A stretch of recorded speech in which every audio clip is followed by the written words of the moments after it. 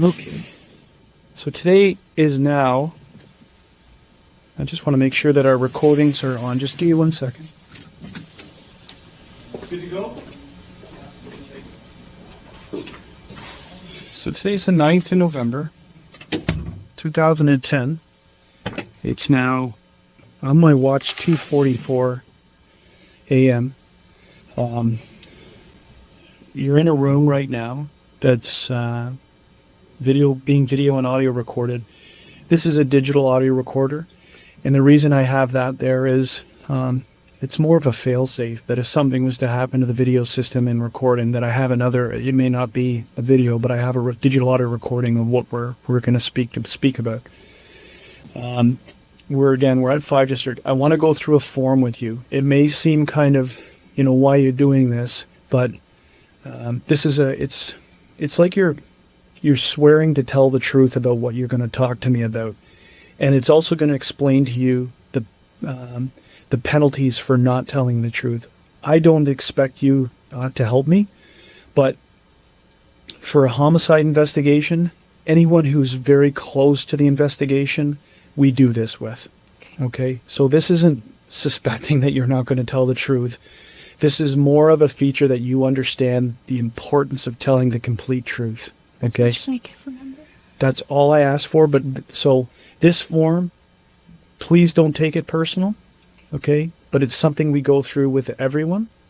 Okay? If you have any questions about the form, so I'm going to read this form to you. Then someone's going to come in here with either a Bible or affirm, whatever your choice is, that whatever you tell will be the truth. Okay? And then from that point, I'm going to go on and we're going to ask questions. Okay? So, first off, I want you to identify yourself. Speak loudly. There are mics in here. I just now this is a new room for me. I don't know where they are, but I need to hear a nice clear voice.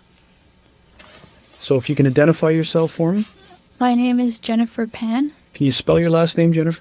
P-A-N, Pan. Pan. Okay, do you understand that everything that is being said in this room is being videotaped, audio recorded, and digitally audio recorded? Yes. I would like, I ask you to introduce yourself, which you already have, and that you consent to this tape being made. My name is Randy Slade. I introduced myself to you at the hospital. My badge number is 531, and I'm a member of the York Regional Police Homicide Unit. Monitoring this statement right here in the next room, okay, is Trevor Byard. His badge number is 1446.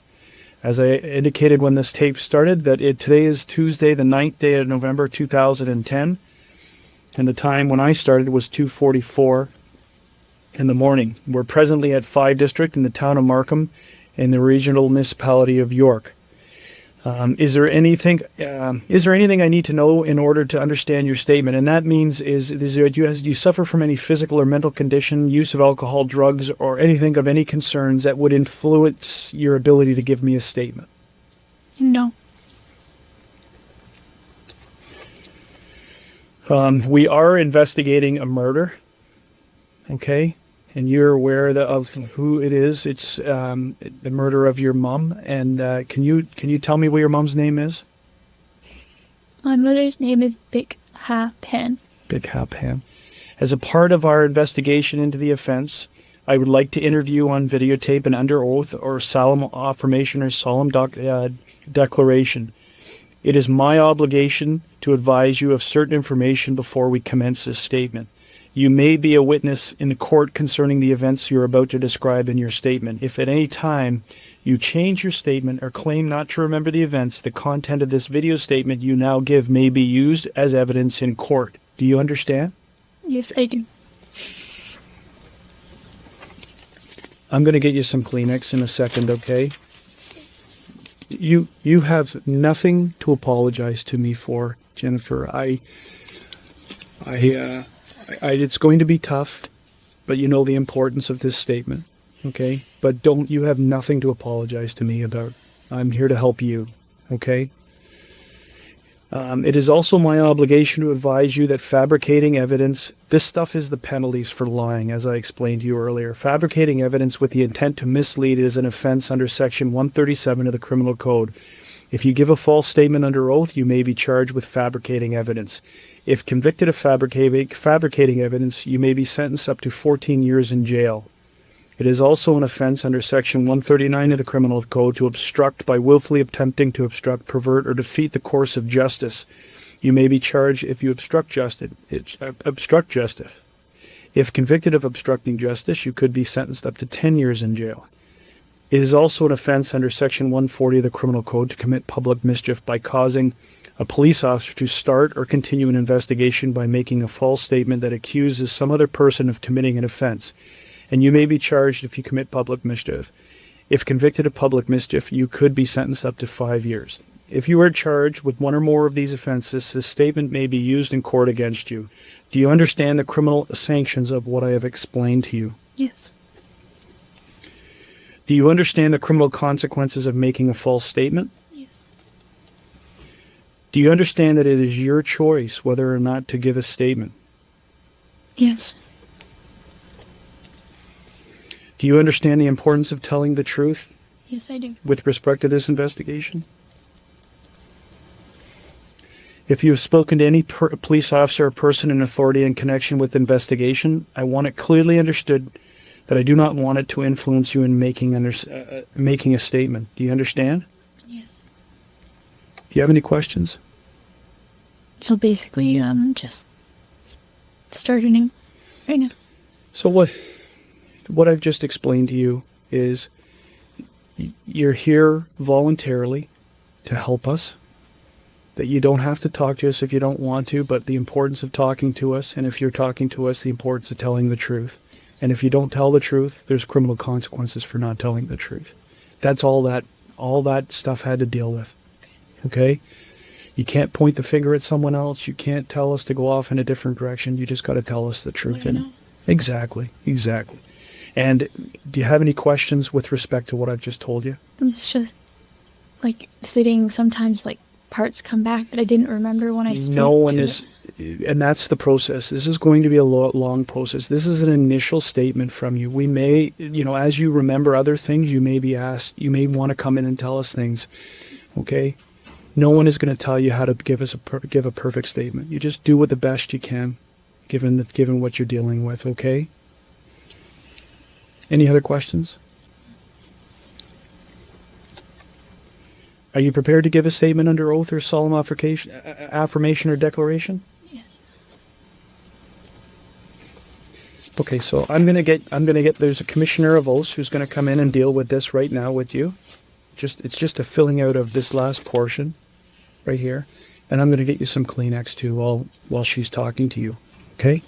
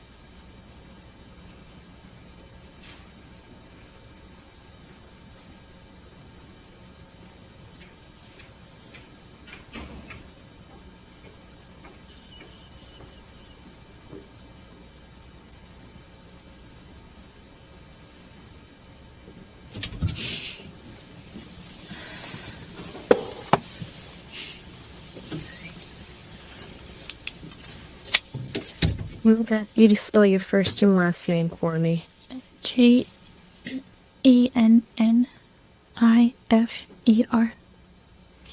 Pan, PAN. Hello, my name is Angela Spiro. I'm the Commissioner of Oaths with your Regional Police. I'm here so you can give a truthful statement, either by solemn affirmation or swearing on the Bible. Which do you prefer? Swearing on the Bible? There's good one on the Bible. Do you, Jennifer Pan, swear that the evidence you shall give on this investigation shall be the truth, the whole truth, and nothing but the truth, so help you God? I do.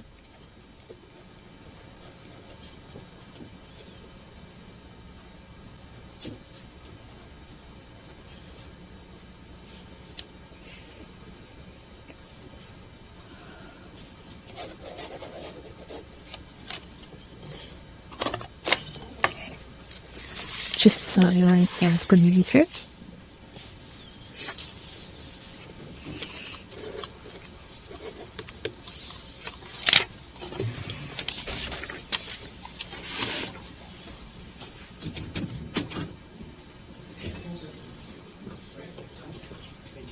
Just close that door for me.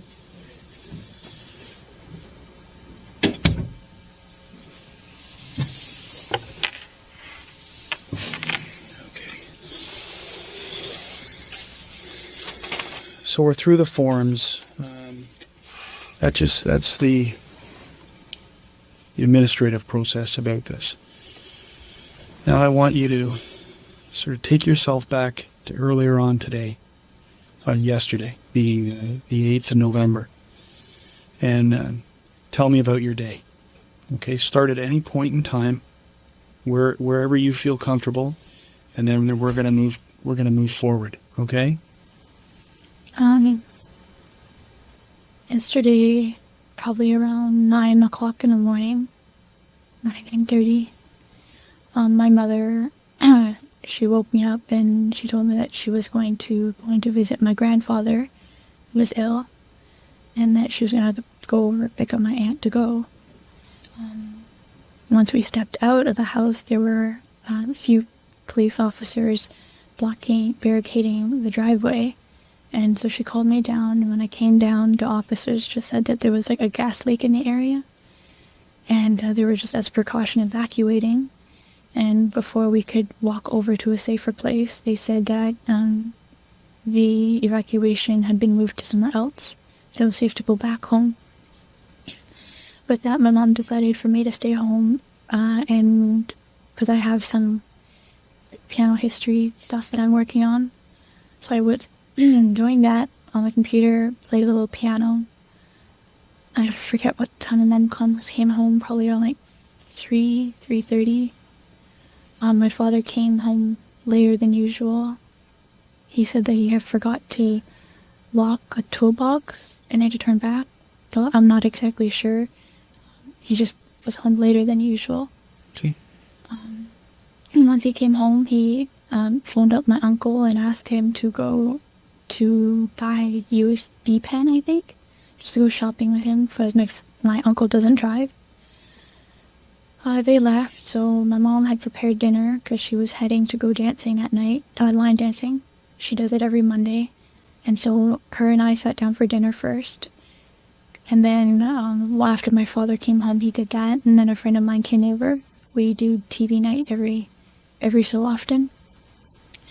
So my dad, I guess, going up on the computer as he always does, and I was downstairs with my friend watching movies, and my mom was out dancing. My friend left around 9, I believe. Mm-hmm. And then I upstairs in my room, called it a night, with the TV on, talking on the phone with a friend of mine. And then shortly after, my mom came home, I believe that was around 9:30 or so. She was rummaging downstairs. I didn't think anything of it. And then suddenly I just heard my mom calling for my dad to come down. And that's when I lowered the volume on my TV, and I could hear the voices weren't any voices I was very familiar with. And so I was scared and I couldn't move. I just sat in my room for a while. And then I thought I heard them all leave the top floor, and I peered out of my bedroom door. And a guy was there, and he came at me and had string in his hands and tied my arms back and said, "I have a gun behind your back. Do what I say. If you do what I say, then no one will get hurt. Where is the money? Show me where your money is."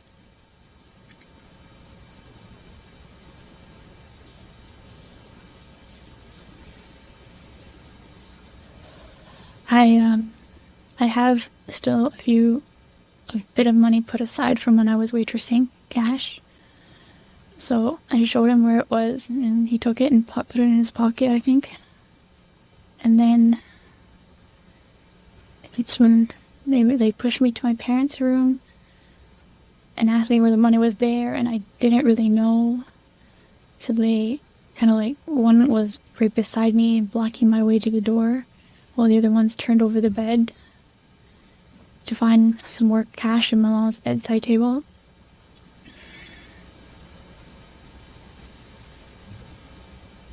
To which then they dragged me down the stairs and made me kneel at the bottom, telling me to face down on the floor while the other guy had a gun behind my head, and asked my mom where her purse was.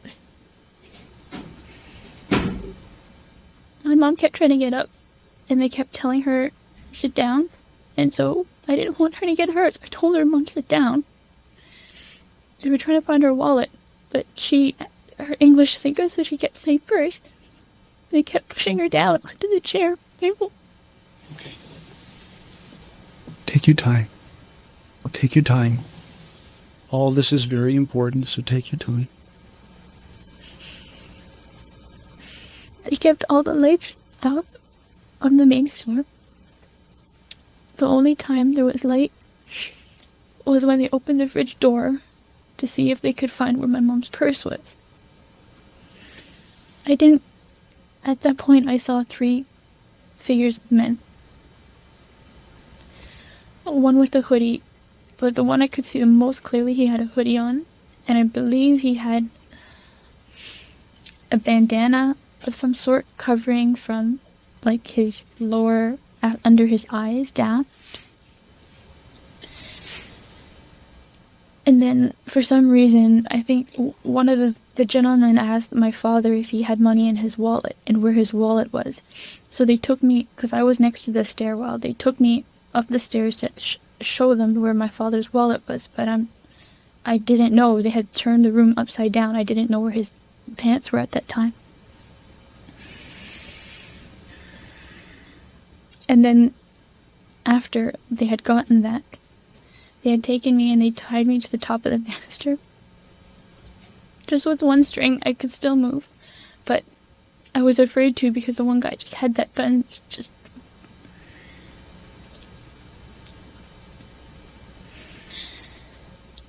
next thing I know, I think I heard my parents going down the stairs, and my mom was asking them for me to come with them. They wouldn't let me come with them. And after they said, the last thing I heard them say was, you lied to us, you lied to us. And then I heard 2 pops. My mom screamed. I yelled out for her. Then a couple more pops.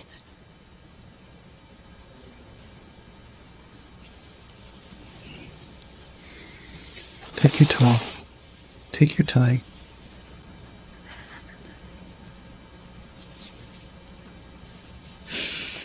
And I think I heard my mom say a moan or something, and then they did one more before they left, and then one of the guys said, we have to go now, it's been too long.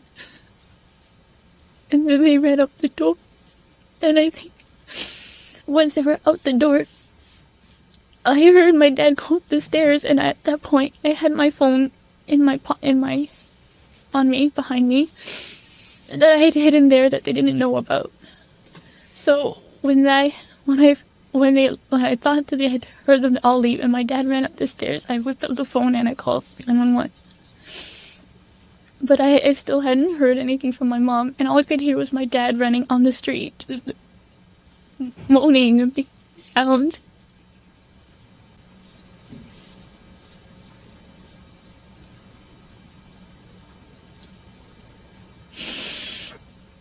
And that's pretty much what I've... So what happens? Continue on from now to the point that the police arrive. I was just on the phone with the secretary or the operator. I begged her not to leave me alone, in that my dad was outside. I was yelling at him, but he wouldn't come in. I don't know if he didn't hear me, didn't come in. I think he went to look for help. And I didn't get to see my dad at all until before I left the hospital just now. How did you get free? The cop came and he snipped the two strings off for me. I was asking him for so long, and And they said they couldn't untie me until they knew how to properly untie this child. Okay. So we've gone through a very tough portion, and now we're suddenly going to go back clinically. Try and I want you to put yourself now as a figure looking down at what you see. Okay. So you go back. You're up in your room at 9:30. Correct. Like 9:30. You're on the phone. Who are you on the phone with? With a friend of mine, an old coworker. An old coworker. Are you on the phone with that person when you hear these voices that you don't recognize? Yes. And do you remain on the phone with this person, or when does that conversation end? It ended when I heard my mother asking my father to come down the stairs. And normally they don't they don't communicate very well sometimes. So what I did was I told my friend, I'll call you back. And I hung up, stuck the phone in the back pocket, and started to go up the door. And that's when I noticed that there were men running around. Okay, so let's back up again. When you hear your mom come, do you hear your mom in the house? She was in the house. I had gone down the stairs. Did you hear, so before this is when did you hear your mom for the first time in the house? When she came out. And what time was that? 9:15. Is there a time period, and where's your father at that time? He's just finishing on the computer, I think, and he was heading to bed. So did you physically see your mom? Yeah. And at that time there was no one strange in the house? Oh, she was on the downstairs sofa. She was watching TV when I saw her. Okay. Where is so between that time that you see her and you leave her on the sofa until you hear the noises, the strange, the voices as you describe them, how long is that? Maybe a half hour. A half an hour? Where is it your mom was before here? She goes dancing every Monday at St. I'd like to say St. Paul, but I'm not 100% sure. And where is St. Paul's?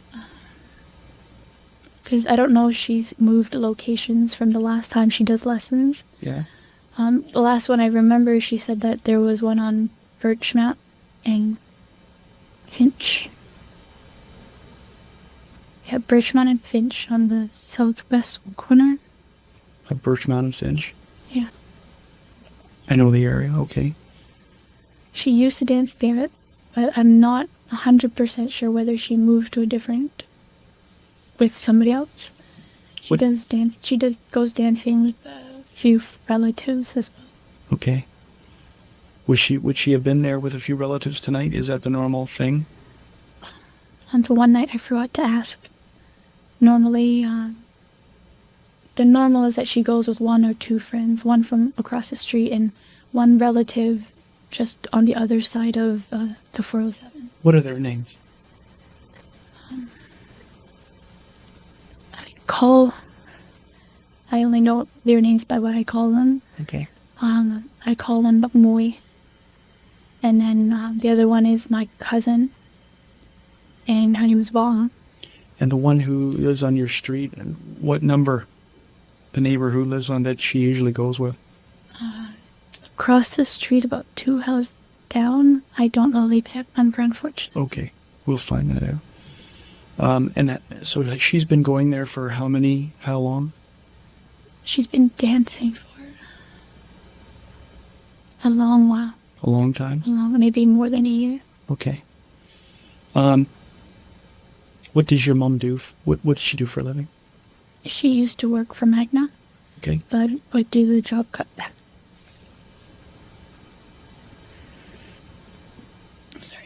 Due to the job cutback, she was unemployed but could not find employment. Okay. And so she's been at home looking for a job, and recently I think her pension's done. How long has she been out of work with Magna? I'd say at least a year and a half.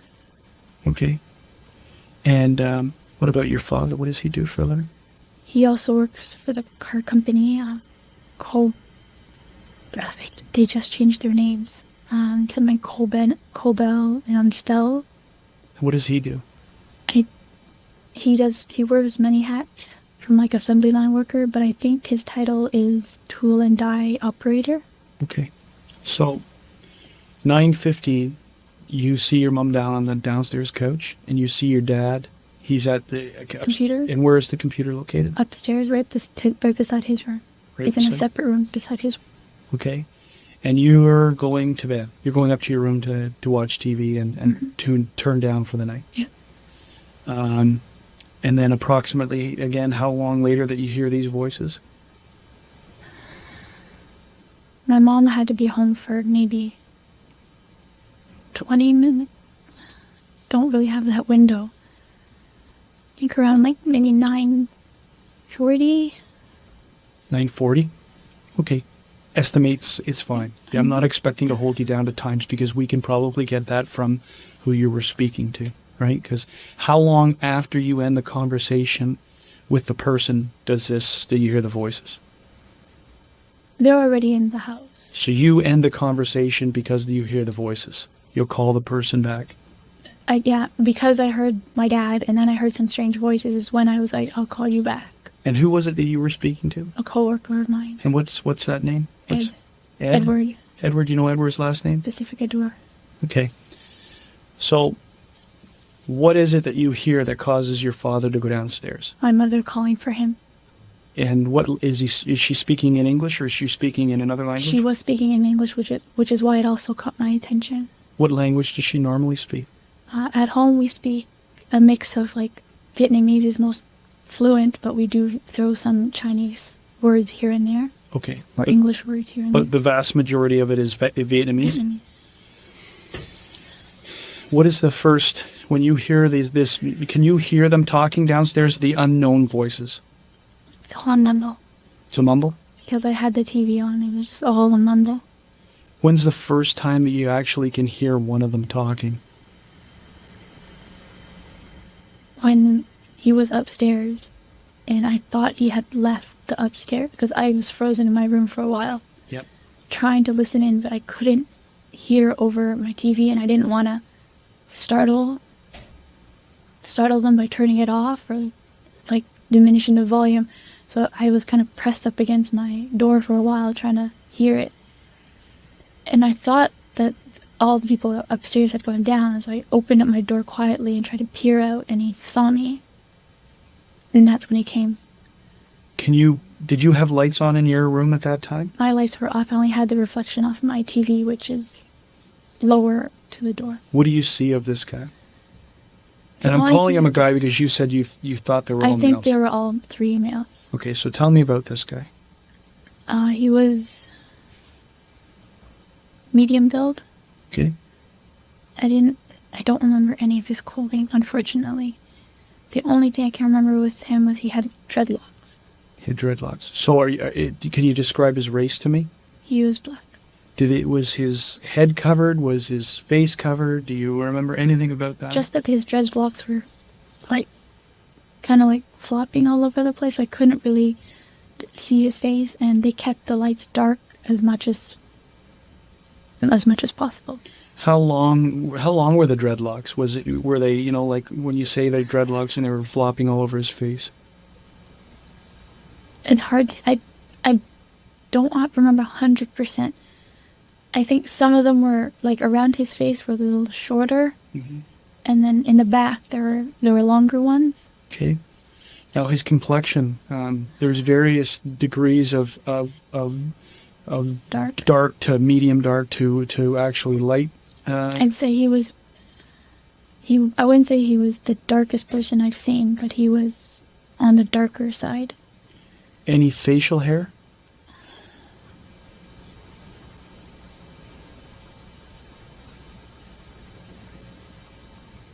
I'd like to say maybe. Say Not only what you can 100% think. sure. Just say what you think. I don't want you to say what you're. But I don't want to say something wrong. Exactly. So if you don't know, then I it's don't. okay to say. It's I'm okay to not say. sure.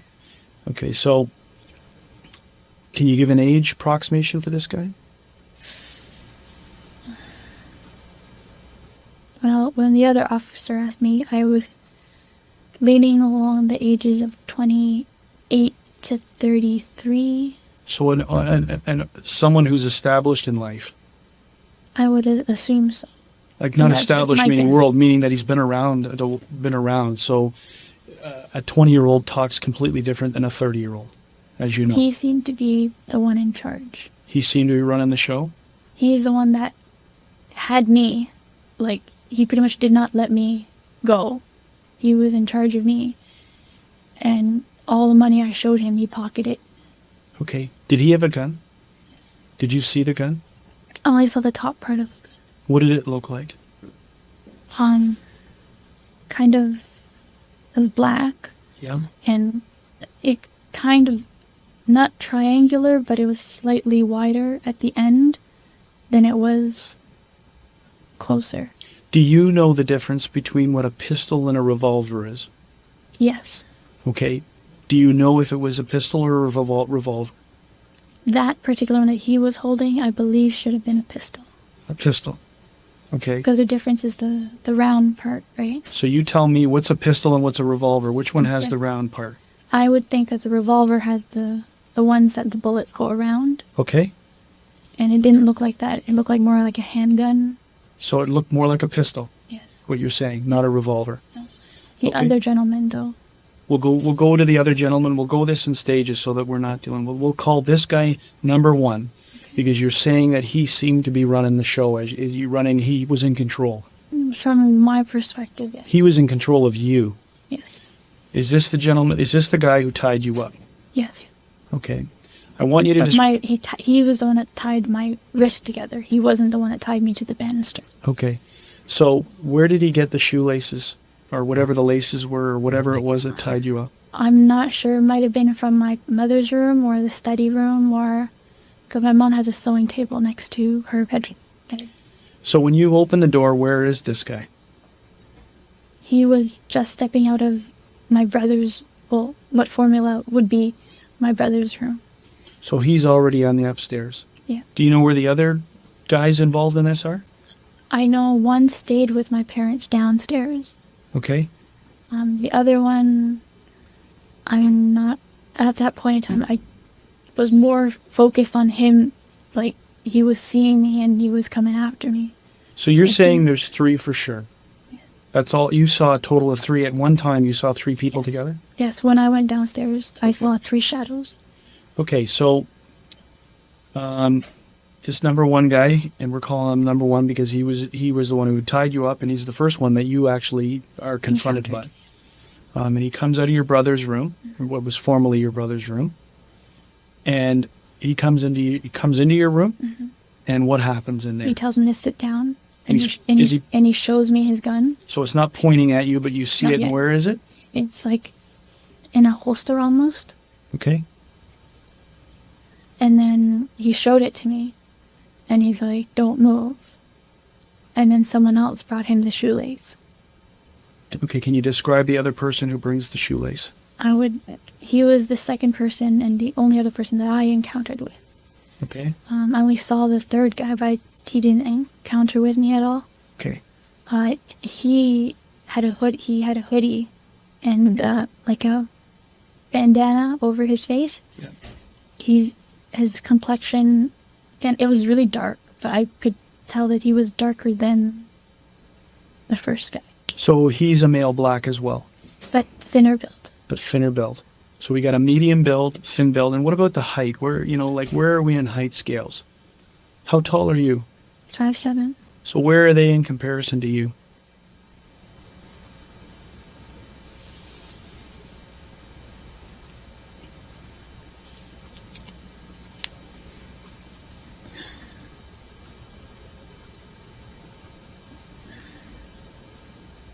I'd say one was pretty much right around my height level. And which guy is that? The medium build. The first guy you encounter who shows you the gun. Yeah. and eventually ties your wrists together. He's about your height, so he's somewhere in the area 5, 6 to 6 5'8", to 7. 5, 6 to 7. 7, I'd say. Okay. And the other guy, I'd say around 5'8", maybe smidget higher, lower than 8. So he's taller than you, but not much. Not much. Okay. Now the first guy who spoke to you, what kind of, did he have any accent? Is None it that clear? I could make out. Was it clear English? English. Unbroken? Unbroken. No accent? From the terms he used, I didn't get to pick up an accent, no. He used So- short phrases. He sounded Canadian. I would say, yes, he was born here. He was born here. Okay. So number 2 guy you see with the bandana, and he's got a darker complexion, and he's thinner, Yes. and he's about 5'8", With hoodie. with a hoodie. Is it black hoodie, or what color is it? Again, it was all really dark, Yeah. so I'm assuming he was wearing black. What about the bandana? Can you see a color on the bandana? It was very dark as well. Okay. Anything distinguishing about his eyes? I didn't look straight into his eyes, no. Any other portions of clothing that you recognize? No, unfortunately. Okay, how about this guy's language? Did he speak to He you? didn't speak at all. Nothing. He just nodded. He nodded. Who seemed to be giving the directions? Number 1. First guy you encountered seemed to be telling everyone what to do? From what you can tell. Okay, so now they're both upstairs with you. Where are your parents? They're in the living room. They're in the living room. And now what happens? They take me downstairs. Have they tied you now? Yeah, the number 1 has tied me, Okay. and now they're taking me down the stairs. Describe first how he's tied you. He grabbed my arm, and he pulled it to the back, and said, give me your other arm as well. Okay.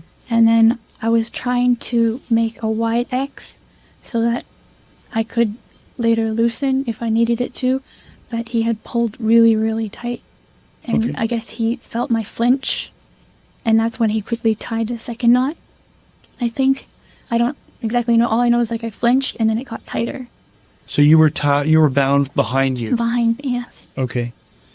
And then you're taken downstairs. Tell me what happens down there. They sit me right at the bottom of the stairs, slightly out, not exactly directly at the bottom of the stairwell, but just slightly over a little. And the third guy who I didn't encounter, but he was there, he was like, where's your money? Cooperate with us. And then my mom's yelling, and don't hurt us, and my money's in my wallet, just please leave my paperwork. This third guy who you're now describing, do you see him ever? Only as a shadow? Because there's a wall, Okay. partial wall, and he was right in that vision over my father, but harshly in that vision. Yeah, describe his voice to me. They had just a very, very slight accent. Do you recognize the accent? I can't definitively say which accent it was. So it was more like a Guyanese or Jamaican accent. Okay.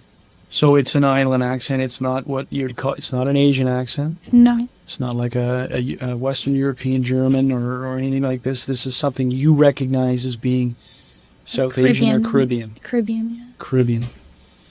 Okay. When the guy upstairs, number 1 guy, who we described as our number 1 guy with the dreadlocks, or with the dreadlocks, right? When he shows you the gun, do you see anything on his hands? Gloves. He's wearing gloves? Number 1 was wearing gloves. What about anyone else? The other guy, the second guy? I don't remember. He must have been, but I can't 100% say. All I saw was that number 1 had gloves in his hands. Do you recognize or can you describe the type of gloves he had in his hands? Leather gloves? Leather gloves? Okay, so Or they're not like surgical gloves? They're not surgical gloves. They weren't or skating gloves or wool gloves. I'm pretty sure they were leather gloves. Leather gloves. Okay. So now you're downstairs. You're sitting in the stairs? They told me to sit at the bottom of the stairs. Are you on the floor or on the floor? on the floor? Your parents are in the living room? Yes. How many people are with you and how many people are with your parents? 1 with me, the guy in the corner with my parents, and a third guy kind of Going between? Going between. Where's the purse? Sit down. Where's the purse? Sit down. He's the guy who you describe as the thinner build, medium, and he was upstairs with you. Okay. Where do you go? What happens from this point? Now you're down on the stairs, and there's a guy going between. There's two, obviously, your parents in the living room. You're on the They're floor. looking for my mother's wallet, but she can't. She's.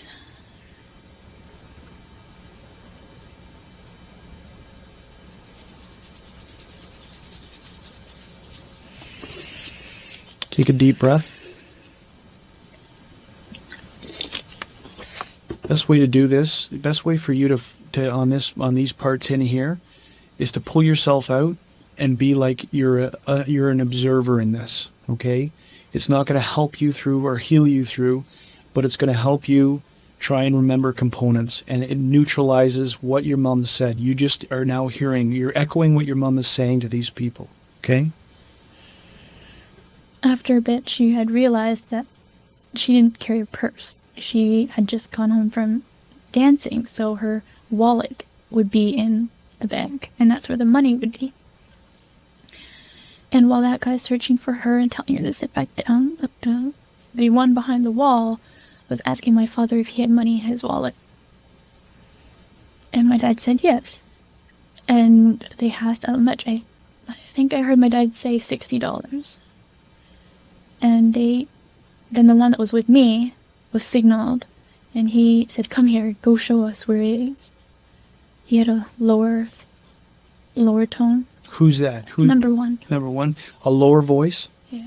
Okay, and this is, and you say the reason 28 to 30ish, 33 is why? Why do you hear that as being the age of this person that you're dealing with? That he's.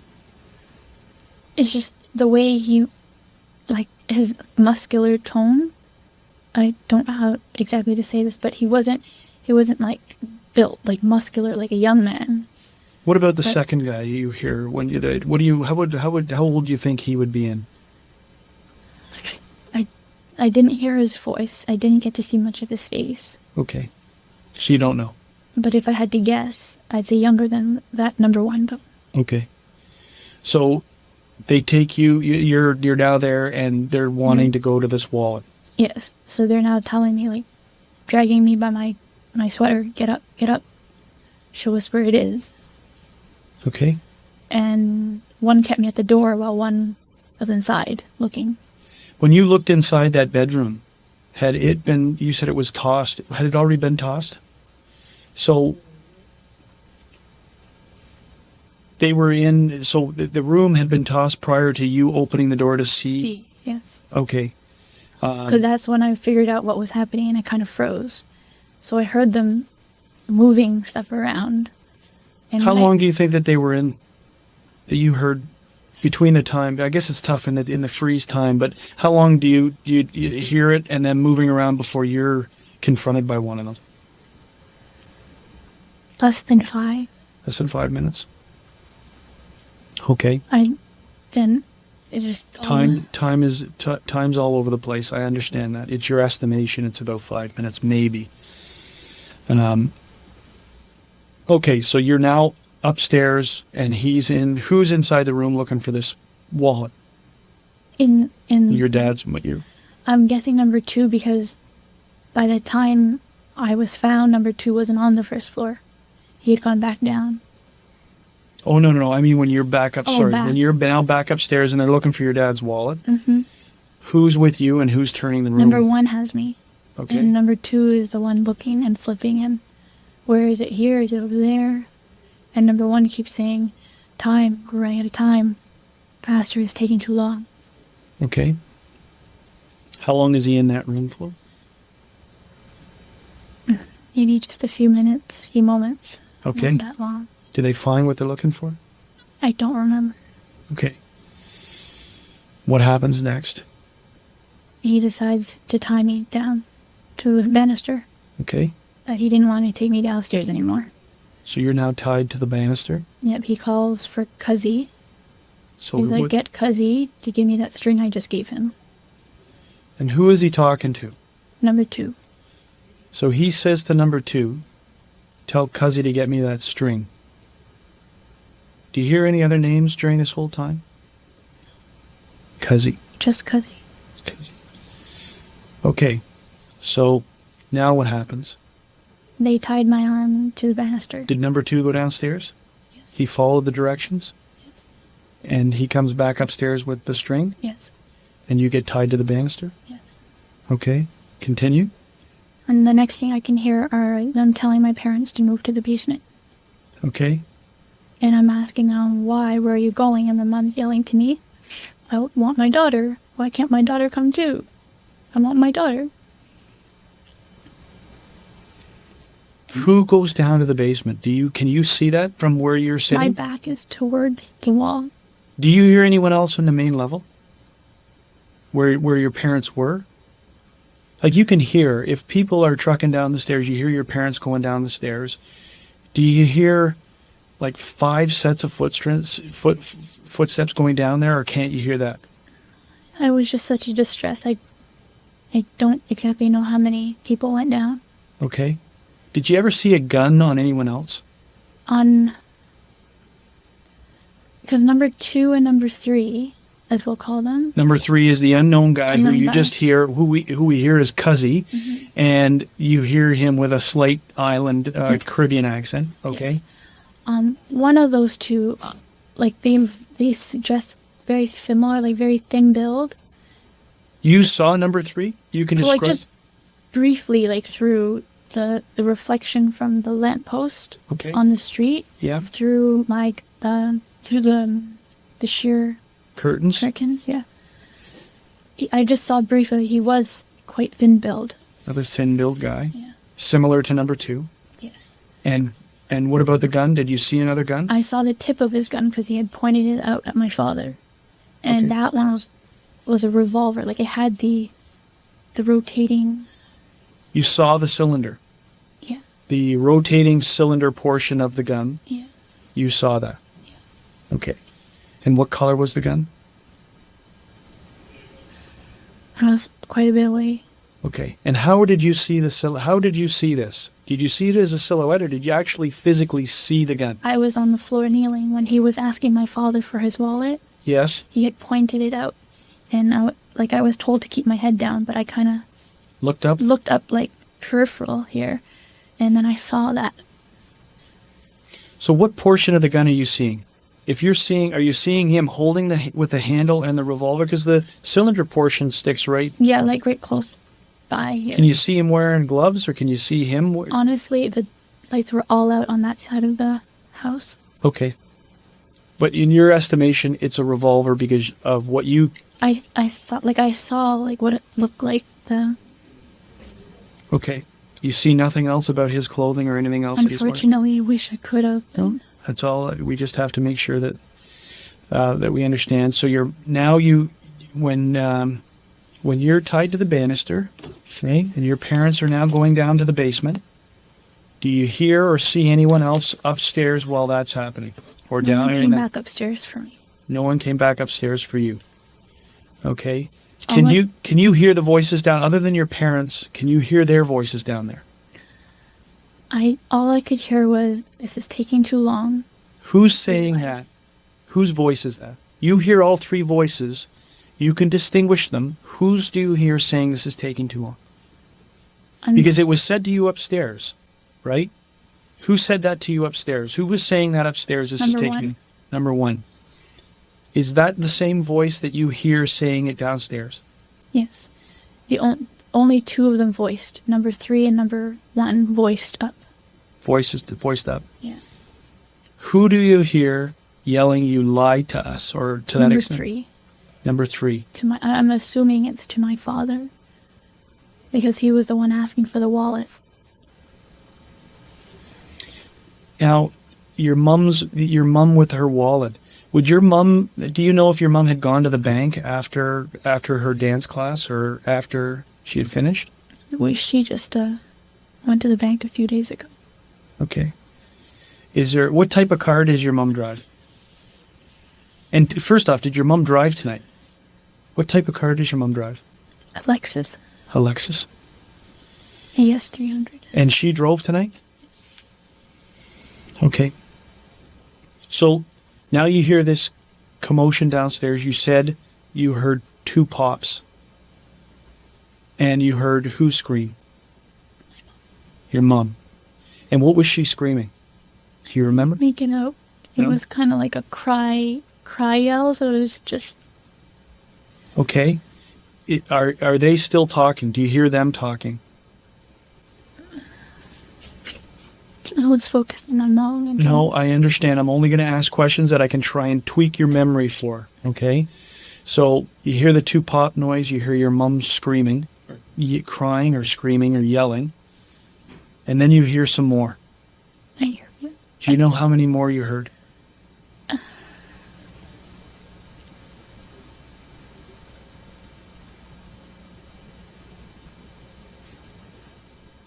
There was a set. But I don't know. I don't want to say this wrong. Say it what you think and what you believe. So you're not, whatever you say isn't going to be Something wrong. for sure is, I don't know if it was 1, and then what I'm going to tell you, and then 1, Yeah. or if it was 2, and then what they said I'm going to tell you, and then another 1. Basically, they had made the first round, or pop, and they had said, okay, that's enough. Let's go. Who said that? Whose voice is that? Number 1. Okay. And then I heard 1 more after that. And they were like, that's enough. Let's go. Okay. And again, that's number 1. Yes. Do you hear 3's voice at all? Not at that. After he had pretty much said,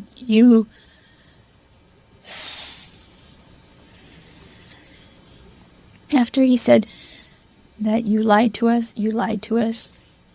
you just had to cooperate. And then they shot him, and that's the last time I heard of Shree. Okay. So, how many shots, not putting it in sequence, how many shots do you think you hear in total? 5? 5? Then what happens? And then Talk about just them all first. You're scrambling. Okay. They're scrambling. Can you see the front door from where you are? No? Okay. Did you ever hear how they got into the house? Doorbell ring, No. kick door, nothing like that? I don't remember how they got in. I don't even know how they got in. Okay.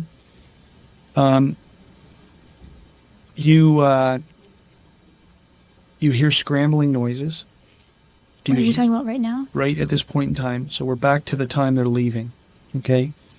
Or you hear the scrambling noise, and I'm only assuming they leave because they're not there when we get there. Do you know which way they go out? You can't hear that. I'm pretty sure it was the front door, Yeah. but I'm not 100%. I didn't get to see anything. Like, my arms were behind my back, and I was against the banister, Yep. and the banister is twisted, so I can't see the front door. Now you hear your dad. Right? And what's going on? So what do you hear next? After you hear the scrambling, they're gone. Because you're hearing no more. I gather that's how you assume they're gone, is because you don't hear him. Then you hear your dad. I reached for my phone at Okay. that point. And you call 911. Okay? And then what happens after you're on?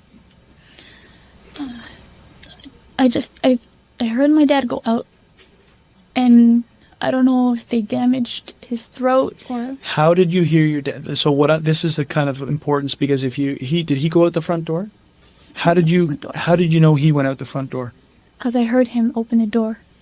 Did you hear that door open when these guys were scrambling to leave? There was just so much thudding, and Is your house got an alarm system? yes. Do you know the alarm system when the front door goes off and there's that chirping? We don't have that chirping. No? No. Is your house alarmed at night when you guys go to bed? Before the last person goes up to bed, they will alarm it. But prior to that, it doesn't get alarmed? Okay. So, you hear when your father exits, you hear the door open. Because you hear your dog, and then And then I can hear, like, the outside noises. Okay. Like the wind coming in, and I just hear my dad, I think he You think that he sustained some kind of injury because you can't understand what he's saying. Okay. What about, can you hear your mom? Okay. Where does your dad go? Do you know where, you never see your dad again until when we're at the hospital? I think that's what you said, right? I saw him when he was on the gurney, but the officers walked me around, but he didn't. Okay, so now you're upstairs and you're on the phone with the 911 operator. Okay. Do you remain on the phone until the police arrived? And the officer is the one who gets you free? He first had to secure the place. Yes. It took me a while to get somebody upstairs. Okay. He And just kept screaming. okay. And I guess they went into my bedroom, and I have a pair of scissors that I cut my hair with. Yes. And they said that they cut it for me, but it was still a while longer until after they cut a string so I could be free. Do you understand that they of the importance to clear what they were doing? It wasn't to leave you in any kind of trauma or anything like that. I understand this. It's a very tough question considering all the things that you've gone through tonight, Jennifer. Is any of the tying up, any of the binding, any of the things, were you sexually assaulted in any way? It wasn't that. This was strictly, they were after money. From what I saw, they were after money. They wanted it now. How much money did you turn over to them? From my personal, I had about $2,500. $2,500? And where was Roughly. that? And where was that? In my nightstand underneath the TV. Okay. And that was from work that you had done? Yeah. What do you do for a living now? What are you doing right now? I heard you were saying about piano. Are you in school? I recently lost all my students in piano. I had a few Yes. for a while, but they've gone on to university. That's why as of September I didn't have any more students. So you were a piano instructor? Yes, out of my home. Okay. Just for family, friends, here and there. Also, my family needed me home for a while, and I was doing some piano classes with a very good teacher of mine. Okay. And I'm going back to school in January Two? to study biotechnology engineering. Okay. Your parents, are they known to keep large quantities of cash in their house? Do they have a large quantity of cash in their bank? I wouldn't say that it was large enough to raise flags. It's enough to pay bills. Okay. My mom's very diligent on making sure just enough. Just enough. So she wouldn't carry around a lot of cash is what you're saying. We did just come back from vacation, so we did have not a large sum, but a sum that we didn't spend over in the States. And when did you go away on vacation? It was the weekend. My cousin got married on 10/10/10. Okay. And where did you go? We went over to Buffalo. That's where the wedding was in Buffalo? Well, just within Buffalo. Within the area of Buffalo. And when you say that you came back with a quantity of cash, how much money are we talking about? At least $1,100 in U.S. funds that my mom was going to go to the bank and put it in immediately, but family circumstances that we've been dealing with when we got back. So what are those family circumstances that you were dealing with when you came back? Well, my mom's sister was in town for the weddings, and then my mom, the weekend after that wedding, we took her to Montreal for like one last visit before she went home to the UK to her son. Okay. And then, honestly, I think probably like a day or two after that, my grandfather fell really ill, and he went to the hospital, and my mom and I were like the two main people, because my uncle doesn't drive, so we were the ones driving in and out all the time. So is this your mom's father? Okay. So that $1,100, did it get taken tonight? I believe so. And where would that have been? In my mom's bedside table. And you said you saw them. Did they go into that bedside table? And then was that the second time that when they were upstairs and they were looking for your father's wallet? While they're looking for my father's wallet, they flipped the bed off, and they're like, "Oh, you missed that drawer." Like, number one told number two, "You missed the drawer." So number one was the one that leaned over and pulled it open. Okay, you guys are inside the bedroom? I was just at the doorway of the bedroom. Okay. So where in relation to this bedroom, and where is this? Very tight space. Okay, so he could stay with you and still reach around and grab this and open this drawer, and that's where they Well, found. he kind of pulled me with one hand closer. Yeah. As he leaned over, but it was close enough that you could maneuver. Okay, and so they grabbed that American money. You see it go. I saw him fold it and put it in his pocket. Okay, and did that seem to agitate them? Did you see any change in behavior after that? They're like, "There has to be more." Who's saying that? Number one. Is saying there has to be more. Do they look anywhere else? Are they looking anywhere else?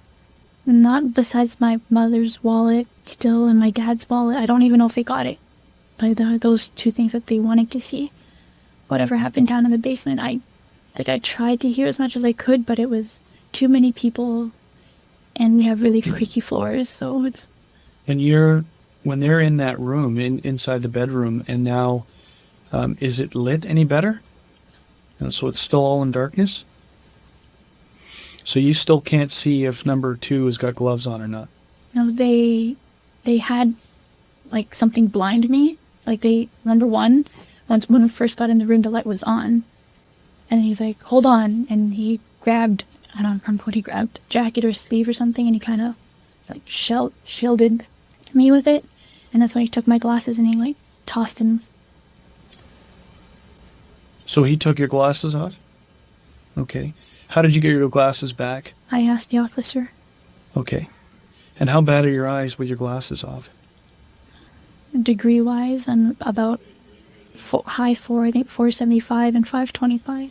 Okay, so you have, with your glasses off, it's difficult for you to see things, right? I can see shapes, but no definition. But prior to all of this, you had your glasses on. Yes. So when you described the gun, and you described the dreadlocks, and you described number two, what about when you saw the revolver? Did you have your glasses on at that point in time? Mm-hmm. So all of these observations are made with your glasses. It's not until you're tied upstairs, they're Right before they tied me to the banister. Like when we went up the stairs, the second time. Okay, and who ties you to the banister? I'm not sure if number two helped number one, but it was behind me. I'm not sure who did the tying. But number two goes downstairs to get the string to tie you up. And brings it up. And brings it up. From this cuz. Cuz. And you're sure it's cuz, like cousin, cuz. I'm assuming. No, I'm not saying that that's what it is, but it's on that line of cuz. Yeah, go tell cuz. Okay. And again, that's number one who's saying this. Is there any reason to suspect, or anything that's happened in the recent weeks leading up, that would have you guys be a target of some type of incident like this? You live a straightforward, kind of honest routine life. Where is your brother right now? He's here. But does he live with you guys? In the summertime, he goes back in September, normally end of August, goes back to school. Okay. He moves out there. What school is he at? McMaster's. And what year is he in? Third year, I believe. Third year of what type of program? Engineering. Engineering. So there's nothing. There's no. It's because of important, like, there are places where there's illegal gambling going on, where people think there's large quantities of money. What, in your opinion, would cause people to target your house to think there was a large quantity of money? I'm not sure. Now, you say your mom drives a Lexus. It could be because of the aesthetics, yes. What about your dad? He drives a Mercedes, and he loves that baby. Is that right? So your mom drives a Lexus, your dad drives a Mercedes. The area you live in, what's the square footage of your house? And do you have any idea? 2100. 2,100. And the only thing that happened tonight, that happens every Monday night, is your mom goes to dance. And you think it's at St. Paul's? And that would have been in the Birch Mountain Finch area? Yes. Southwest corner. Yes. She goes there at what time? She leaves the house at 7, picks up her friend on right off of Kennedy, Yes. and I believe she starts at 7:30 to about 9, and then she's usually home around 9:30. Usually home around 9:30. And so nothing was any different tonight other than the fact that she may have been home a little bit earlier than that. Is that right? I think you said 9:15. No, my father after work. That was the only difference. Your father being late because Coming home after coming home after work. And what time did he arrive home? Sorry, we still haven't updated all our clocks on the daylight savings, but I think around 4:30 or so. Normally he'll be home by 10 to 4. Okay, so 4:30. And does he leave? Does he go out for the rest of the night, or is he in? Well, he came home, and then Oh, he went with his... my uncle. Yeah, he went with my uncle. I don't know where they went. All I know is that he came back with a heat vent. I don't know. He bought something for the heat. Okay. He said he doesn't like how the draft comes up. He likes it to be focused. Oh, so it's like a heat deflector. Yeah. Okay. For the floor seating, for the heating elements on the floor. Okay. Yeah. The registers, yes. Yeah. Okay, so and what time does he get back? I had finished eating. He probably got back around 6:15. 6 or 6:15. Does he go out again? No. Is he on the computer for? What is After he do? dinner. He ate dinner first. What does he do on the computer? He reads Vietnamese news and Vietnamese soaps. And your mother, you believe, comes home at 9:30, like normal. Around that time, more or less, there's nothing unusual about her time of coming home. And it's 10 to 15 minutes later that you hear the noises? You hear the different voices? I think maybe a little later. It could be closer. It could have been 45. Is there any way of finding out for sure where your mom, where this place was that they did dancing tonight? I believe my cousin might have gone with her. Okay. Might be very important for us to find out exactly where she was, where this was tonight. Okay. You just sit tight for a minute, okay, and think about anything else that you can that might help us in this. We've gone through a lot of the details, and I just want to talk. I just want to talk to the officer who's monitoring it, and I also want to talk to the lead investigator just to see if there's anything else I need to ask you about. You've explained the scissors which were found upstairs in the area. They were used that you would cut your hair, but an officer came and brought them to you to cut you free. Okay, is that correct? Okay. Did you ever go down into the basement? No. Well, and where did you go I once? went to the basement earlier in the night when I was with my friend watching movies. No. I mean... during that? During the time. And who was over watching movies with you? What's her name? Oh, his name, Adrian. Adrian, and Adrian's last name? Kimkovitz. Tinkovitz. And where does Adrian live? He lives on Birch. No. Sorry, Brimley. Brimley and Finch. Brimley and Finch? Okay, and how long have you known Adrian for? More than 10, 15 years. So this is high a school. kind of a regular occurrence for you guys? Yep. We meet up once a week, if not once a month, depending on how busy our lives are. Yeah. And we sit and we watch our usual shows. Okay. And so that's what happened tonight. Mm-hmm. And what time did Adrian leave at? 9. At 9? 10 to 9, 9 o'clock. Okay. And Edward is who you were on the phone with? Yes. Okay, until you got off the phone because of the noises. Did you tell Edward what was going on? No, I basically just told him, I gotta go, I'll call you later. Okay. Do you know what show you were watching when this was going on? What you had on the TV? Sorry, multitasking. I was watching Gossip Girl, and then I was watching Kate Plus 8. okay, let's say it's just the time. What we're doing is to time stamp things, right? Not only the phone and whatever else. Now, as part of the investigation, we have your cell phone right now.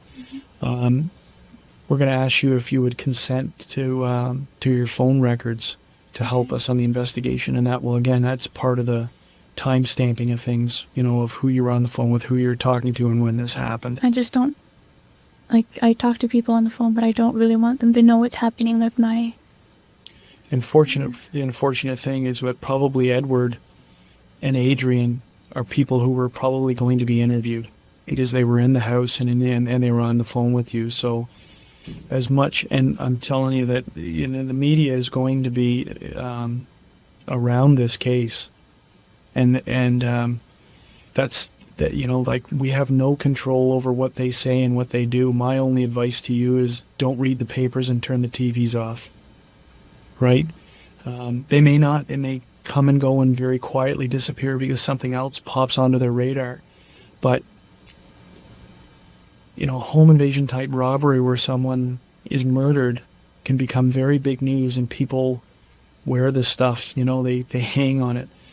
So for the next 5 to 7 days, I would say that tell your friends and your family, it's of no value for you to be listening to the news or reading about this stuff. Okay? Because it's just going to upset you even more than what you feel right now. So just bear with me for a minute, okay? I'm going to go and it may be a little bit longer than a minute. I'm just going to go and talk to the officer who's monitoring it to see if there's any clarification questions, and also the guy who's investigating it, if there's something else, when I brief him, if there's something else I should be asking you about, okay? And we're very close to being done.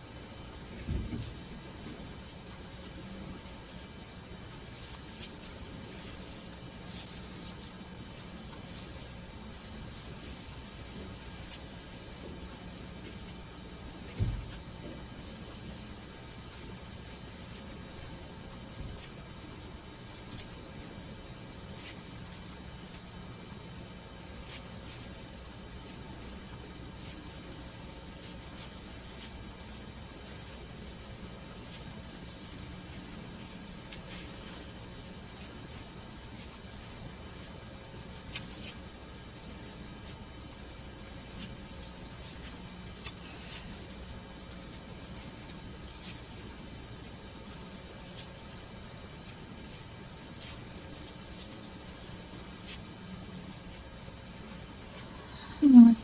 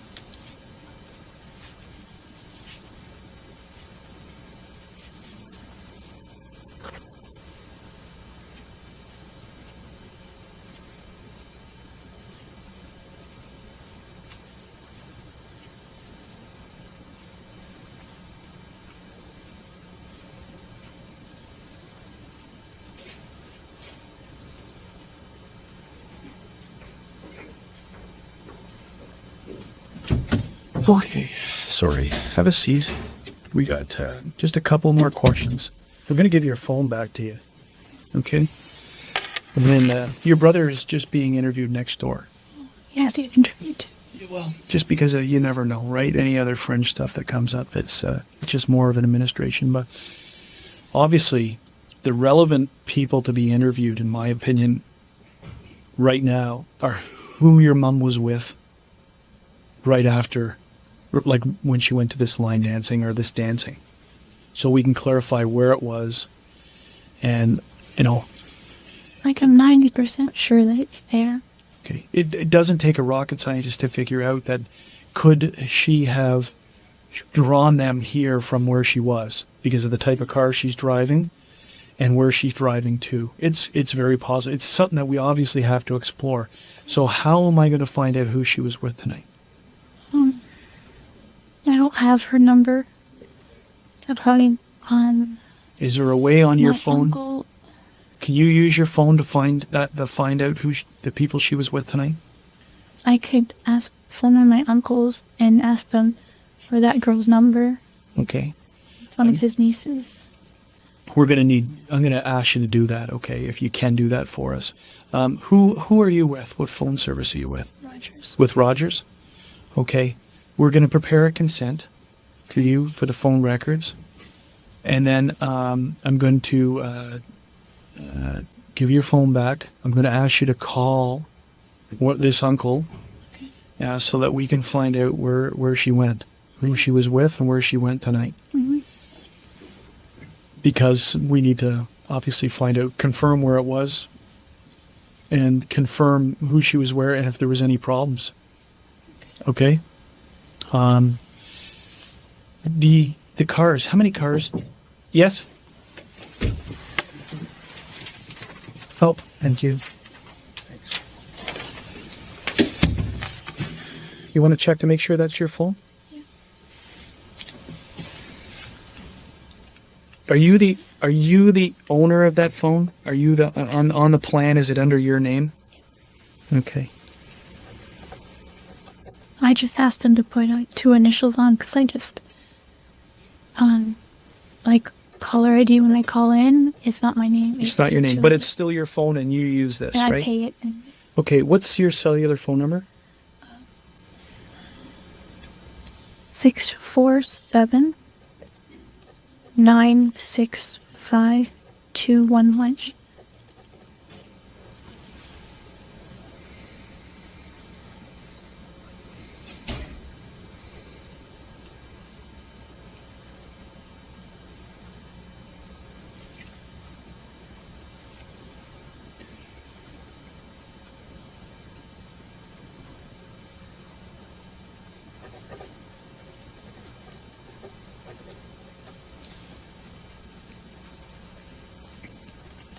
Because these things come in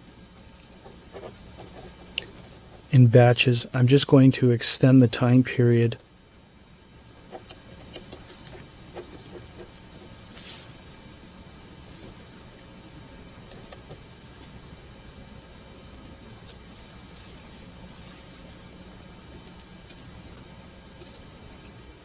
Just because I give it from the 1st to the 9th, because they may even give us more time. It's just the way that the information comes off of their reading, okay? It'll explain that to you.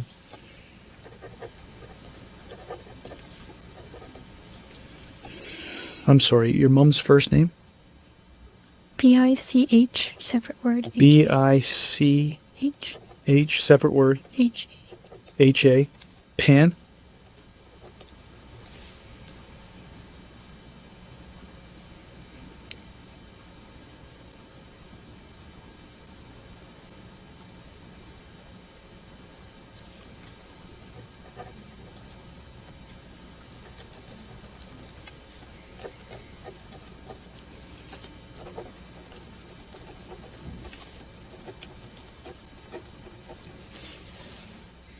So,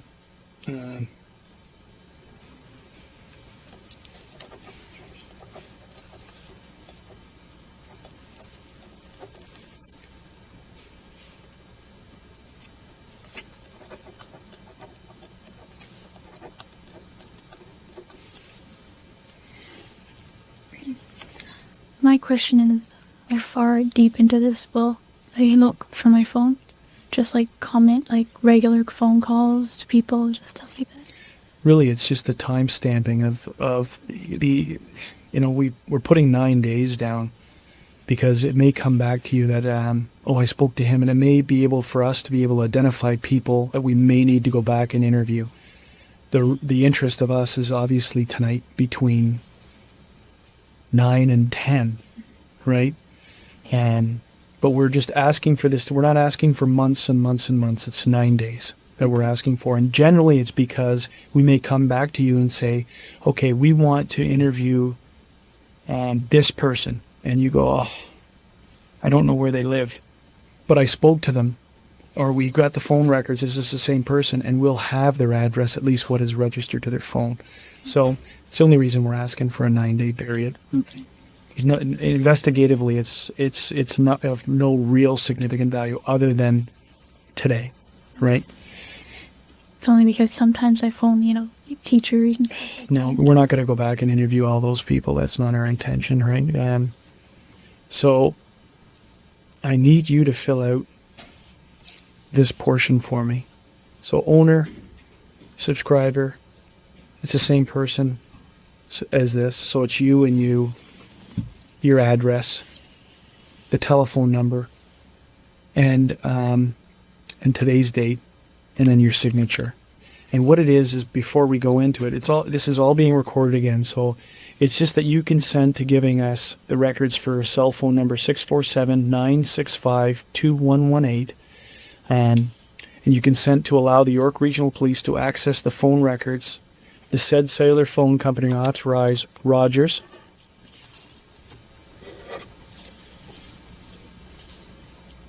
for the following: billing records, incoming and outgoing numbers dialed, registered owner information including credit and payment history. This is really how we link phones to people, how we confirm that it's your phone. And the tower site location, if requested, for the above mentioned times and dates. And towers now become, I just dropped that. Towers become relevant in this case because of where you are when the phone call comes in on today's date, right? Is that it firms your story to saying that I was in my room when the calls came in, and that will show up on the tower site information. That's the relevance of the tower site information. It also may turn out that maybe during this time period, you were targeted, and you were in an area, and this enables us to go back and try and look for cameras and other things through the towers. I'm not saying it's going to happen in your case, but it's why we ask for tower sites, right? Tower sites always show, when you're on the phone, they show you where you are when you're on the phone making calls.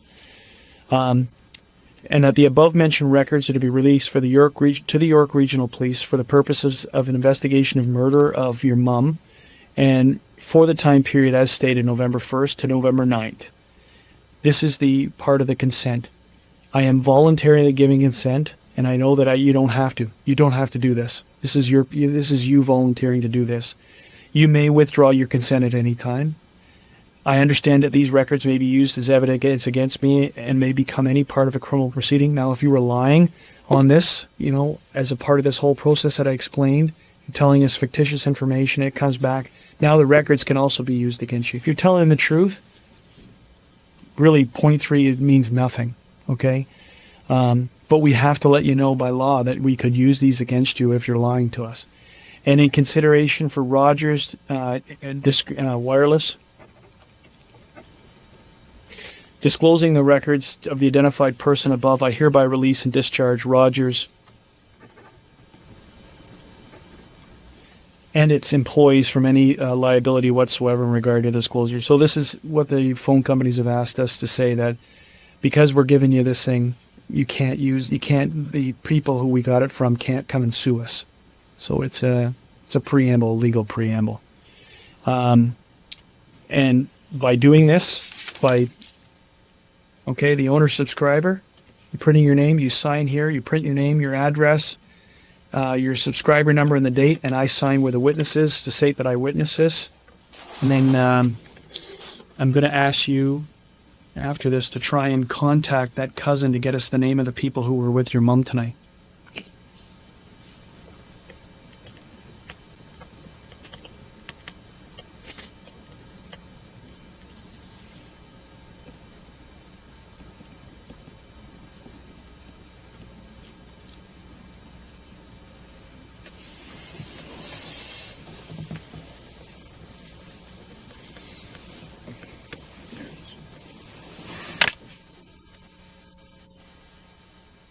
need the full address? Yeah, Markham. Yeah, the Markham, Ontario, just to state.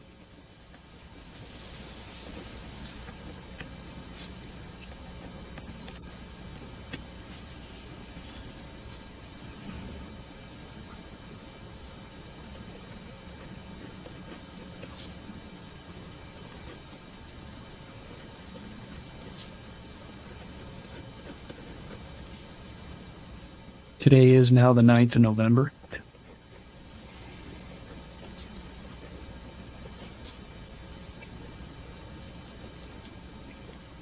And I'm going to sign to witness it.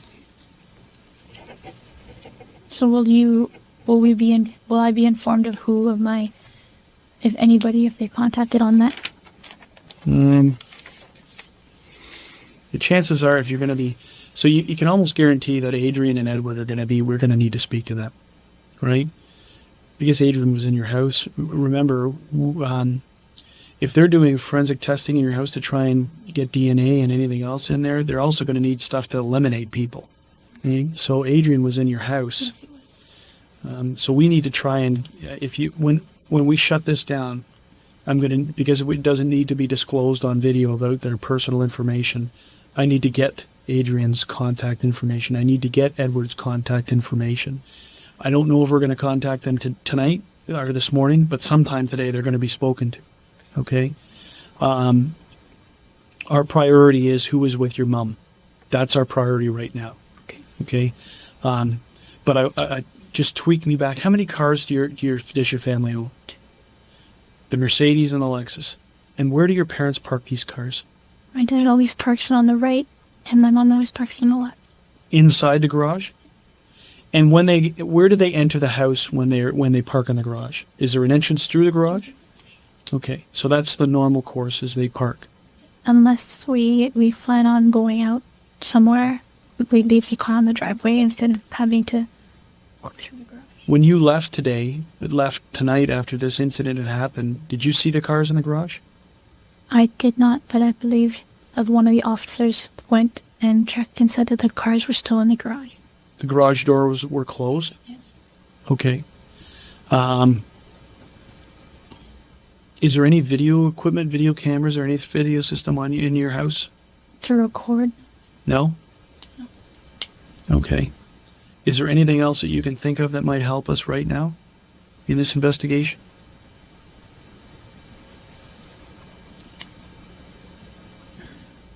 Not off the top of my head. Okay, so Okay, so you know what you told us has been under oath, Yes. and I'm just making sure. Did you swear in a Bible? Yes. It was under. Is there anything you want to change? No. Is there anything else I should know to fully understand your statement? Suffer from. This is one of those things that people say, well, no, I'm schizophrenic, I just didn't tell you, or I suffer from mental illness or delusions, or I'm actually an alcoholic, and none of these things affect you. None of those that you said. You're competent, and this was completely voluntary, and you've told us everything you need to the best of your ability. Best as I can. Okay. So what it is now 4:30 in the morning. I'm going to shut everything off. And then we're going to have you try and find that information for us, okay? So the recordings now are turned off. I'm going to make sure that next door the recording's off. Yeah. Of course you can use a washing.